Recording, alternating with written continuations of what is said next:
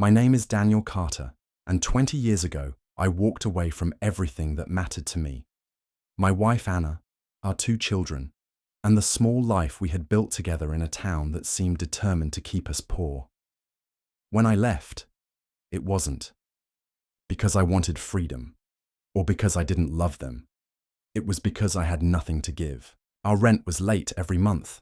Anna often skipped meals so the kids could eat, and I was drowning in the shame of watching my family live on scraps. I told Anna the truth before I left. I will go where the money is. I will work until my bones, give out if I have to, but one day I'll come back and you won't struggle anymore. The night I boarded that bus, Anna begged me not to go. She said the kids didn't need wealth, they needed a father. But I couldn't listen. I thought I was doing the right thing. I thought sacrifice meant distance, and that they would forgive me once they saw what my sacrifice had bought. The first years were brutal. I worked 12-hour shifts at a steel plant in Pittsburgh, sleeping in a room so small I could touch both walls with my hands. I saved every penny, sending what little I could home in envelopes with my shaky handwriting scrawled across them. Then came construction jobs, where I carried cinder blocks until my shoulders ached. Nights spent under tarps when the company couldn't afford to house us. Oil fields where the pay was good but the danger was worse. Men around me lost fingers, eyes, even lives. I told myself I was lucky because every scar I carried meant I was closer to returning home with something to show for the years. But as time went on, the letters from Anna grew shorter. At first, she filled them with stories about the children. How our son Matthew was learning to ride a bike. How our daughter Emily was already reading at 6. She'd write about birthdays and school plays, things I ached to be there for. Then, the tone shifted. The stories grew fewer, the words colder. Sometimes, months passed with no letter at all. Phone calls became strained, full of silence more than laughter. I told myself it was because she was tired, because raising children alone took everything she had. But deep down, I feared something else, that they were forgetting me, that my children would grow up thinking of me not as their father, but as a stranger who chose money over them. Still, I kept going. I kept working. Every broken bone, every night I coughed up dust, every coin I tucked away into savings was for them. I promised myself that when I returned, I wouldn't just bring money, I would bring redemption. I would bring proof that I had never stopped being their father, even if I had been absent. Years became decades. My hair went grey before its time. My hands became so calloused that I couldn't even feel the texture of paper anymore. But finally, after 20 years of scraping by, after saving more than I ever thought possible, I knew it was time. The night I packed my bags, my co-workers asked me where I was headed. I smiled for the first time in years and said, home. When I stepped off the bus back in Ohio, the streets looked both familiar and foreign. The houses sagged the way they always had. The same bars still flickered with neon lights, and the air smelled of coal and rain. But I wasn't the same man who had left. I had something to show for my years away, enough to change my family's future forever. I thought about walking straight to Anna's house, knocking on the door, and watching her face when she realized I had come back, but fear held me back. What if she had moved on? What if my children didn't want to see me? What if the man they remembered wasn't worth forgiving? So I made a choice. I went to Margaret instead, Anna's mother. She had always been stern with me, but she loved her daughter. She loved the kids. I trusted her. When she opened the door and saw me standing there, her eyes widened. "Daniel," she whispered, as if seeing a ghost. "Yes," I said, my throat tight. "I'm back, and I have something I need to give you." I handed her the bag, heavy with 2 decades of sweat and blood. Inside was everything, my savings, my proof that I had kept my promise. "Give this to Anna," I said. "Tell her I came back for them. Tell the children their father never forgot them. This money, it's theirs, I just want them to be safe, to have a better life than I did." Margaret's lips curled into what I thought was a smile. She nodded, placed a hand on mine, and said softly, "Of course, Daniel. You've done the right thing. Leave the rest to me." Relief flooded me. After 20 years, I could finally breathe. I walked away that night, believing my family would finally know the truth, that I had never abandoned them, that I had given them everything I had. But what I didn't know was that Margaret had no intention of giving Anna or the children a single cent. She was about to steal more than just money. She was about to steal my legacy. For weeks after I left Margaret's house, I waited. I stayed in a small rented room on the edge of town, not far from the rail yard. Every day I thought about walking to Anna's door, about knocking and seeing her face light up with recognition. But I held back. I told myself Margaret would handle everything, that soon my family would reach out to me once they understood I was back and had given them everything I had. But the days stretched into weeks, then weeks into months, and still, nothing. Not a letter. Not a call. Not even a whisper from the people I had burned my life away for. I started to wonder if maybe Margaret was waiting for the right time, waiting until the children were ready to hear the truth. But the truth was something I couldn't see. Behind closed doors, Margaret spun a story so cruel, it rewrote my entire existence. She told Anna that I had returned briefly, only to vanish again. She said I had chosen a new life somewhere else, that I didn't care enough to face the family I left behind. And when Anna asked about money, about the bag I had given, Margaret shook her head and sighed. "He came back with nothing. He's not the man you thought he was. Forget him."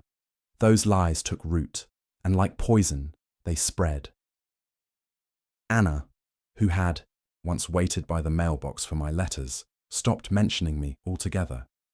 She told the children that their father was gone. Not dead, not lost, but gone by choice. Matthew and Emily grew up with bitterness where love should have been. To them, I wasn't a father. I was a deserter. And all the while, Margaret lived comfortably. She opened accounts in her own name, hid money in places Anna would never look, and used the savings I had bled for to buy herself small luxuries, new furniture, jewelry she claimed had been passed down from her family, trips she explained away as visits to old friends. No one questioned her.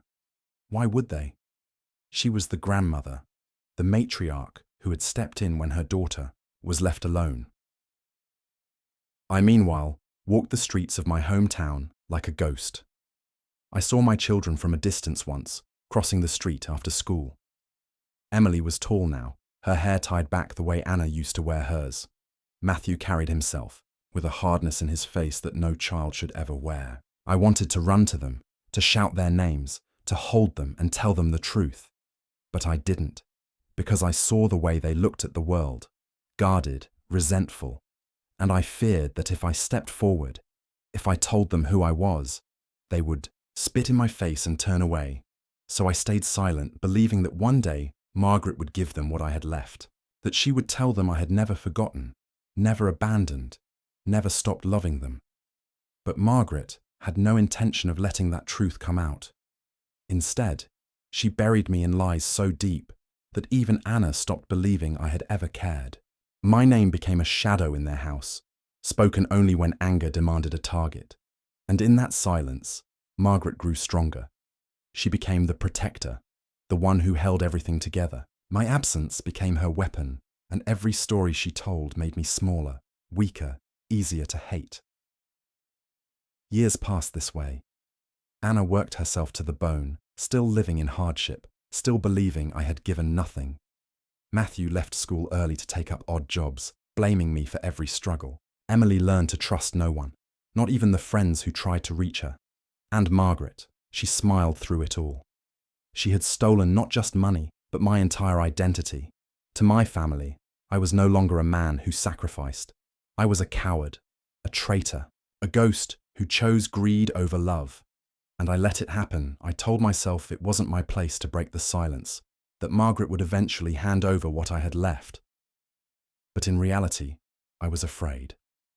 Afraid that the truth wouldn't matter. Afraid that 2 decades of sacrifice would never erase the story Margaret had carved into their hearts. What I didn't know then was that lies, no matter how carefully constructed, always crack. They always leave behind a trail. And one day, Margaret would make a mistake, and that mistake would open the door to a truth so powerful it would destroy her and rewrite everything my family thought they knew about me. The hardest part wasn't the years of sweat, broken bones, and endless nights in foreign towns. It wasn't the hunger or the freezing winters I worked through to earn every dollar. The hardest part was standing so close to the people I loved most and realizing they no longer saw me as their own. I rented a small, dim apartment above a mechanic's shop in town. From the window, I could see the schoolyard where my children used to play. Sometimes, after the final bell rang, I'd watch Emily walk home with her books clutched to her chest. She was no longer the little girl who once fell asleep in my arms. She was a young woman now, her eyes sharp, her smile guarded. Matthew, too, had changed. He moved with the weight of someone twice his age, his shoulders tense, his steps heavy. I saw him one evening outside a diner, wiping grease from his hands after a long shift. He had my jawline, my stance, but none of the warmth I remembered in his boyhood. He didn't laugh. He didn't look free. And in their silence, I saw Margaret's fingerprints. She had woven her story so tightly into their lives that it had become fact. To them, I wasn't just absent. I was the man who had abandoned them, who had come back only to prove he wanted nothing to do with them. I wanted to scream the truth. I wanted to pound on their door, hold them, tell them everything. But the fear was paralyzing. What if they didn't believe me? What if they slammed the door in my face and confirmed every nightmare I had carried for 20 years? So I stayed hidden, a stranger in my own town. But Margaret's control wasn't perfect. I started noticing small things, tiny cracks in her carefully built story. Once at the grocery store, I overheard her arguing with Anna. She spoke sharply, her voice carrying across the aisles. Anna had found a bank slip tucked into Margaret's purse, one with numbers that didn't make sense, for a retired woman living modestly. Margaret brushed it off, claiming it was an old document from years ago, but I saw the suspicion in Anna's eyes, even if she didn't press further. Another time, I passed by the house and noticed new furniture through the window, a gleaming dining table, a set of silverware that hadn't been there before. Margaret had always been careful to hide her spending, but greed has a way of slipping through cracks. And then there was Emily. She had always been more observant than her brother. I noticed her staring at Margaret during dinners, her brow furrowed as if measuring every word. Emily was sharp, too sharp to blindly accept every story told to her. I could see it in her eyes. The doubt was beginning to grow. I told myself to wait, to let time do the work. Margaret had lied, yes, but lies couldn't last forever. Eventually, Anna and the children would see through her. They would learn the truth. And when they did, maybe, just maybe, they would come looking for me. But waiting came at a cost. The longer I stayed silent, the deeper the wound grew. Every day I didn't speak was another day my children lived believing their father was a coward. Another day Anna suffered, carrying burdens I should have shared. Another day Margaret smiled, sitting comfortably in the wealth I had sacrificed. Everything for the return I had dreamed of never truly happened. Not yet. Instead, I lived like a shadow, a man caught between two worlds. The one where I was still their husband and father, and the one Margaret had created, where I was nothing more than a shameful memory. And though I tried to convince myself, that time would reveal the truth. Deep down, I knew something else. Margaret would never confess. She would take her lies to the grave if she had to. The cracks were forming, yes. But the storm that would bring everything crashing down hadn't arrived yet. It was still coming. And when it did, it would destroy more than just Margaret's lies. It would force Anna and the children to face the reality of who I truly was, and the price of believing the wrong person for far too long. It began with something small, something Margaret never thought twice about. But lies have a way of unraveling, with the simplest thread. One evening, Anna was going through bills at the kitchen table. Matthew had just returned from work, tired and silent, while Emily sat nearby finishing an assignment. Margaret, as usual, hovered in her quiet but controlling way, offering advice no one asked for. That's when Anna found it, a folded piece of paper tucked inside the envelope of an old electric bill, a bank statement. Not hers, not Matthew's, not Emily's. It belonged to Margaret, and the numbers on it made no sense. The account showed deposits that didn't fit a widow's pension. It showed balances higher than anything Anna had ever seen her mother keep. At first, Anna thought it was a mistake, until she saw the dates. Years ago, around the time Daniel had supposedly vanished for good, Margaret had received large sums of money. Anna's heart pounded as she stared at the numbers. "What is this?" she asked, her voice trembling. Margaret snatched the paper away too quickly, her hands shaking. "Nothing. Old savings. Don't start imagining things." But Emily was watching. She caught that flicker of panic in her grandmother's eyes, the way her voice cracked. Emily had always been good at spotting lies, and in that moment, something clicked for her. Later that night, Emily confronted her mother.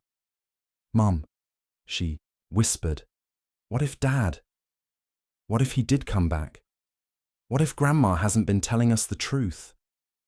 Anna wanted to dismiss it. She wanted to hold on to the version of events she had believed for so long, because the alternative, that she had been deceived, that she had punished her children with bitterness born of a lie, was unbearable. But the seed was planted. Doubt had entered the room, and doubt is the one thing a liar can never fight for long. I had no idea this was happening inside the house. From my small apartment above the mechanic's shop, I lived my routine of quiet watching, waiting for some miracle that would never come on its own. I didn't know that miracle was already unfolding. Margaret was slipping. Her mask was cracking. And Anna was beginning to wonder if the man she had cursed for 20 years might not be the villain after all. Still, it would take more than one piece of paper to break through 2 decades of lies. And when the next piece surfaced, it wasn't because Margaret made a mistake. It was because the past has a way of showing up when you least expect it. Before I tell you how Anna uncovered the proof that destroyed Margaret's story forever, please take a moment to like this video and subscribe. These revenge stories are built on sacrifice, betrayal, and justice, and your support helps us bring more of them to you. The proof came in the form of a letter. Emily had been tasked with cleaning out some old boxes in the attic. Dust clung to everything, the air thick and heavy. She almost threw the box away without looking, but something made her pause. Inside, beneath stacks of old photographs and brittle receipts, she found an envelope sealed with tape. Her name wasn't on it.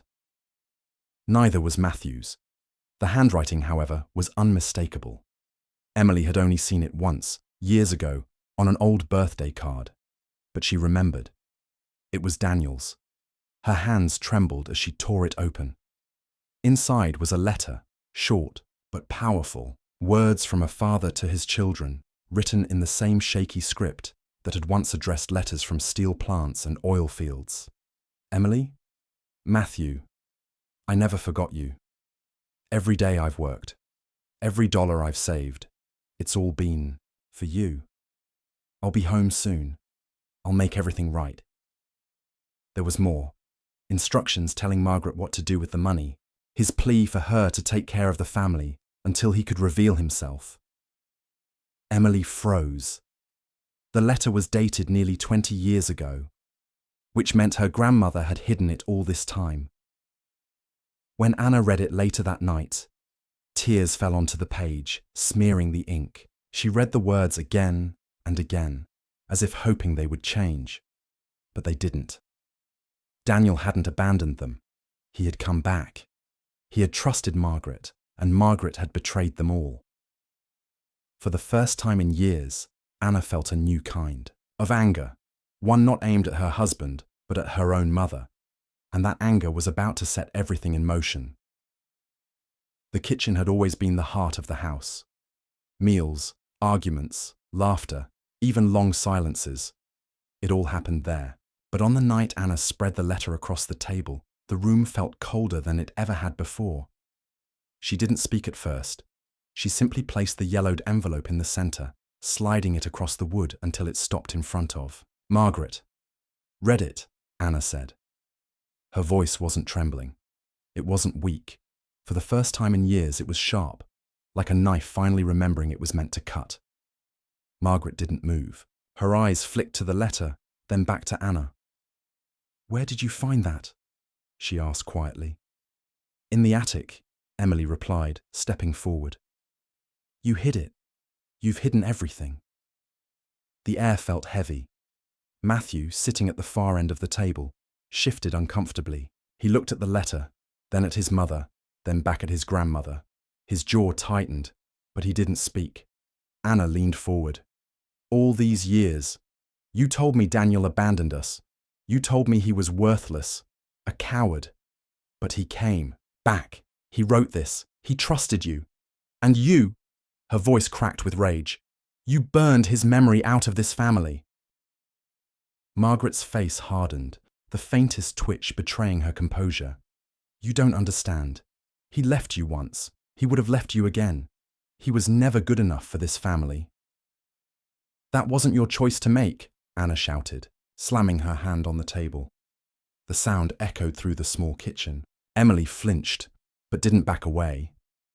For the first time, Margaret's armor cracked. She leaned back in her chair, her hands folded too tightly in her lap. "Do you know what he asked me? He begged me to forgive him. He begged me to hand over everything he earned. And I knew if I gave it all to you, you'd forgive him, you'd let him back in, and everything I'd built here would fall apart." Anna's eyes widened. "Everything you built? This wasn't your life, Mother. It was mine, my marriage, my children, and you stole it." Silence. Then Emily's voice cut through, clear and sharp. "Grandma, did you ever give us any of the money?" Margaret hesitated. That hesitation was the answer. Emily's face turned red, her fists clenched. "All those times you told us we couldn't afford things. All the years Mum worked 2 jobs. Dad was out there breaking himself to send us money. And you kept it." Matthew finally spoke, his voice low. "Stop, both of you." He pushed his chair back, standing. His face was unreadable, but his tone carried a weight that silenced the room. "We don't know the whole story." Emily spun on him. "What are you talking about? We do know. We have the letter. We have the bank statements. Grandma lied. For years." Matthew's fists clenched at his sides. "And where was Dad all this time, huh? Hiding. Writing letters instead of coming home. If he really wanted to be here, he should have been here. End of story." Anna stared at her son, shock etched across her face. "Matthew." But he wasn't finished. "Maybe Grandma was wrong. Maybe she should have told us. But don't make him into some hero just because you found a piece of paper. He still left." The words hung in the air like smoke. Emily shook her head, tears forming. "You sound just like her." She turned back to Margaret, her voice trembling. "I can't believe you did this to us. To him." Margaret finally stood. She moved slowly, deliberately, as though years of control were slipping but not yet gone. "You'll understand one day, both of you. Fathers leave, men fail, but mothers hold the pieces together. You may hate me now, but I saved this family." Anna rose too, her voice fierce. "You didn't save us. You destroyed us." For a long moment, no one spoke. The family stood around the table, the letter between them, like a ghost refusing to leave. Finally, Matthew broke the silence. "I can't do this." He grabbed his jacket and stormed out, the door slamming so hard the walls rattled. Emily stood frozen, her eyes locked on her mother. "What now?" she whispered. Anna didn't answer right away. She stared at the letter, the handwriting she hadn't seen in decades. Daniel's words reached across time, begging for forgiveness, pleading for love. When she finally spoke, her voice was low, steady. Now we find out the rest of the truth. And when we do, Grandma won't be able to hide behind her lies anymore. Margaret said nothing. She stood there, her jaw set, but for the first time in her life, she looked small. Because deep down, she knew the house of lies she had built was starting to crumble.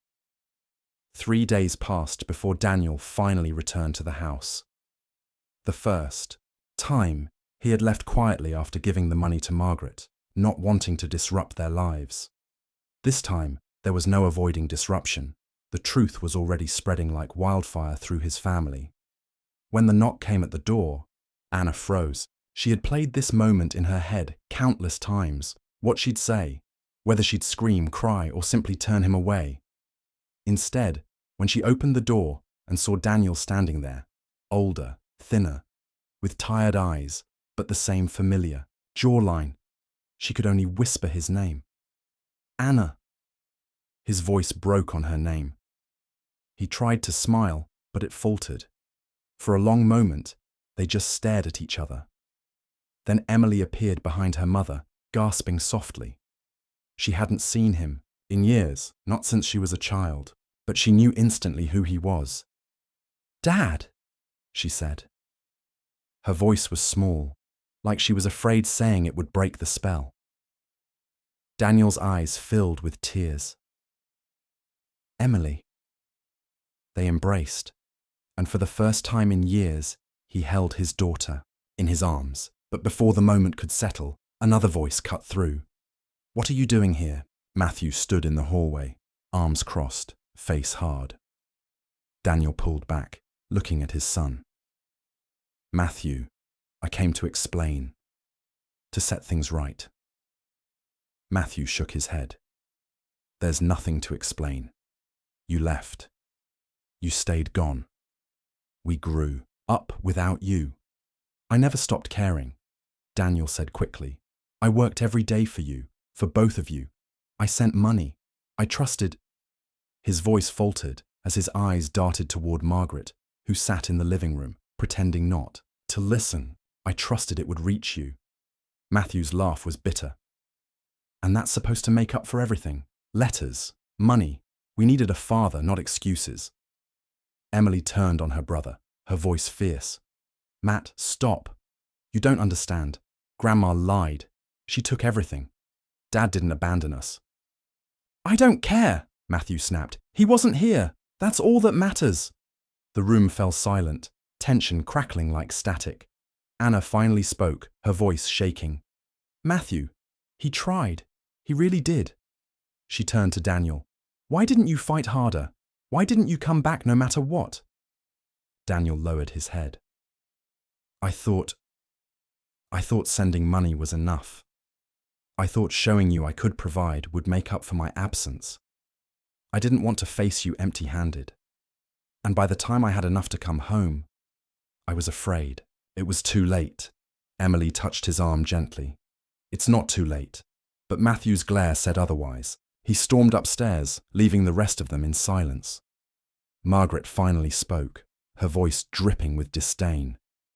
"You shouldn't have come back. You'll only tear this family apart more than you already have." Daniel turned on her, his voice firm. "No. What tore this family apart was greed. What tore it apart was you. I trusted you with everything I worked for, and you buried me like I was already dead." Margaret's lips pressed into a thin line, but she said nothing. That night, the house felt like a battlefield. Matthew refused to come down for dinner. Emily sat beside Daniel, asking him questions about his years away, hanging on every word. Anna moved carefully, torn between anger and relief, unsure whether she should hold him close or keep her distance.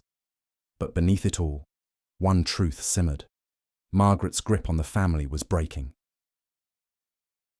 The next morning, Emily caught her grandmother, stuffing papers into her purse, old bank records, receipts, evidence of the hidden money. "What are you doing?" Emily demanded. Margaret froze. For the first time, panic flickered across her face. None of your business. Emily stepped closer. You're scared, aren't you? Because you know when Mum and Matthew see this, it's over. You're finished. Margaret tried to push past her, but Emily held her ground. You ruined Dad's life. You ruined Mom's, and you're not going to get away with it. Margaret's voice dropped to a hiss. You think you know everything, little girl. You don't know what men like your father are capable of. You don't know the kind of weakness I protected you from. But Emily didn't flinch. She stared her grandmother down, her voice steady. The only weakness I see is yours. For the first time in her life, Margaret realized she was losing control. That evening, Anna called everyone into the living room. Daniel sat on one side, Emily by his side. Margaret sat rigid, clutching her purse. Matthew hovered near the doorway, unwilling to sit. We need the truth, Anna said. All of it. Right here, right now. The stage was set. Margaret's lies were unraveling. Daniel's return had reopened old wounds, and the children, the ones who had grown up in the shadow of this deception, were now standing at the center of the storm. Revenge was no longer a distant possibility. It was already moving, silently, through the cracks of the family, and soon it would strike.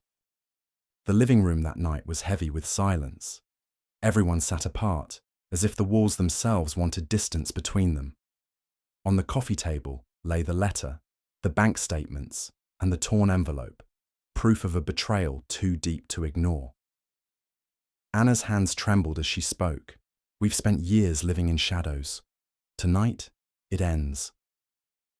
Mother, you need to explain why you hid the truth from us, why you destroyed Daniel's place in this family. Margaret's face tightened, her jaw set. I already told you. I did. What needed to be done? He left once. No. Anna's voice cracked, but it was steady. He didn't leave. You made it look that way. You stole his words. You stole his money.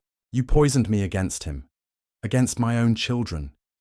You made me live in bitterness, and I let you.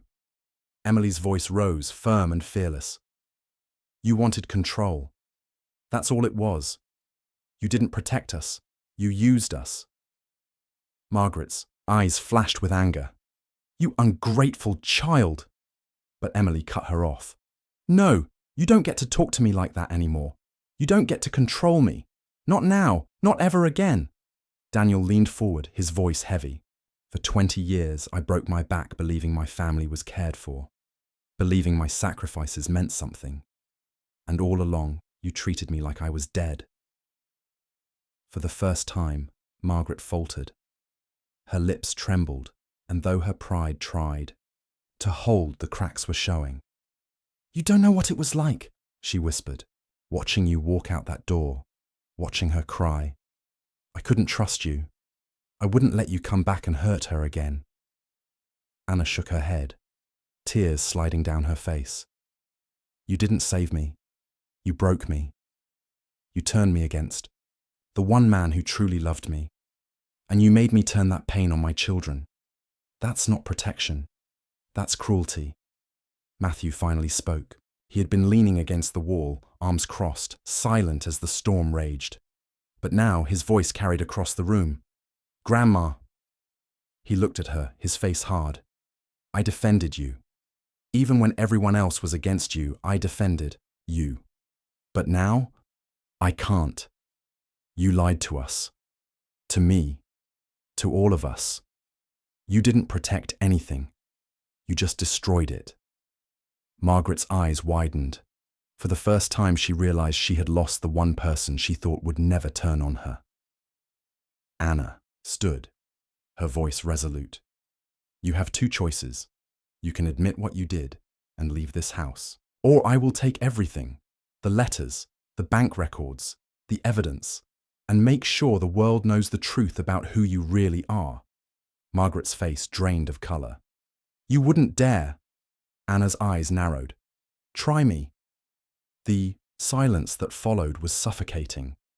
Margaret's chest rose and fell rapidly as the weight of years pressed down on her. She looked around the room, at her daughter's fury, at Emily's strength, at Matthew's betrayal, at Daniel's quiet, broken dignity. Her empire of lies had collapsed. There was nothing left to cling to. Finally, her voice cracked. I did it. I took the money. I hid the letters. I thought I was protecting you. But I see now, I only protected myself. The words fell heavy. No excuses. No mask left. Daniel stood slowly. His voice was quiet, but sharp. You stole 20 years from us. You don't get to stay here anymore. Margaret looked at him, then at Anna, her lips trembling. But Anna didn't move to stop him. Emily didn't either. And Matthew, though torn, finally nodded. Pack your things, Anna said coldly. You're leaving tonight. For the first time in her life, Margaret had no power. She rose, shoulders slumped, and disappeared into her room. The sound of drawers opening and suitcases zipping filled the house like a requiem. When the door finally closed behind her, the silence that followed was different. Not heavy, not suffocating. It was freedom. Emily threw her arms around Daniel, sobbing into his chest. Matthew sat heavily on the couch, burying his face in his hands. Anna stood still for a moment, staring at the closed door before whispering, "It's over." Daniel turned to her. "No, it's just beginning. We can't get back what we lost, but we can start again. Together." For the first time in years, Anna allowed herself to hope. She looked at Emily, at Matthew, at Daniel, and saw not a broken family, but one with scars that could heal. The revenge hadn't been violent. There were no shouts, no destruction. It was colder, sharper, stripping away Margaret's power, exposing her lies, and leaving her to face the emptiness she created. She had built her control on secrets, and secrets, once exposed, become nothing.